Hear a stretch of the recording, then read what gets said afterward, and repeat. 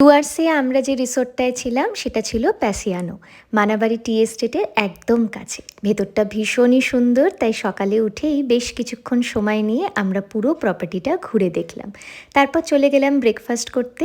এখানেও ব্রেকফাস্টে লুচি ঘুগনি ছিল। আমি একটাই লুচি খেয়েছিলাম আর সাথে একটা মশালা ধোসাও নিয়েছিলাম। ধোসাটা ভীষণ ভালো খেতে। তারপর আমরা সবাই মিলে প্ল্যান করলাম এখান থেকে গাড়ি নিয়ে কাছাকাছি যতগুলো দেখার জায়গা আছে সেগুলো একটু ঘুরে নেব। জানো তো, কলকাতা থেকে বেরোনোর সময় ভেবেছিলাম একদিন ডুয়ার্সে জঙ্গল সাফারি করব, কিন্তু এখানে এসে জানতে পারলাম যে আগের দিন থেকেই ফরেস্ট ডিপার্টমেন্ট জঙ্গল সাফারি বন্ধ করে দিয়েছে। যাই হোক, নেক্সট টাইম যখন আসবো তখন নিশ্চয়ই ঘুরে দেখব। এখন আমরা এসে গেছি ডুয়ার্সের বাগড়াকোটে অবস্থিত লুপ ব্রিজে। ব্রিজের ওপর থেকে ভিউটা এক কথায় অসাধারণ। চারিদিকে সবুজ পাহাড় আর চা বাগান দেখে সত্যি মনটা ভরে গেল। অনেক ফটো আর ভিডিও তুলে আমরা চলে গেলাম লিশ নদীর কাছে।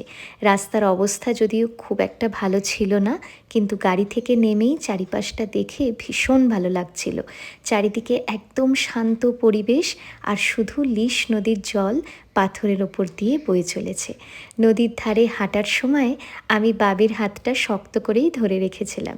একে তো আমি হিল পরেছিলাম, তার ওপর পুরো জায়গাটা উঁচু নিচু পাথরে ভরা ছিল। ওখান থেকেই আমরা চলে গেলাম একটা বুদ্ধিস্ট টেম্পলে। এটা হলো Buddhist higher studies and research centre. এরকম প্রকৃতির মাঝে শান্ত নিরিবিলি পরিবেশে দিনের কিছুটা সময় কাটাতে সত্যি খুব ভালো লাগলো। এই দেখো, আমি মামনি আর কাকিমণি মিলে কত আম কুড়িয়েছি। সত্যি আম কুড়োনোর মজাই আলাদা, সেটা যেখানেই হোক না কেন। চলো তাহলে আজকের ব্লগটা এখানেই শেষ করছি। দেখা হবে নেক্সট ব্লগে। টাটা।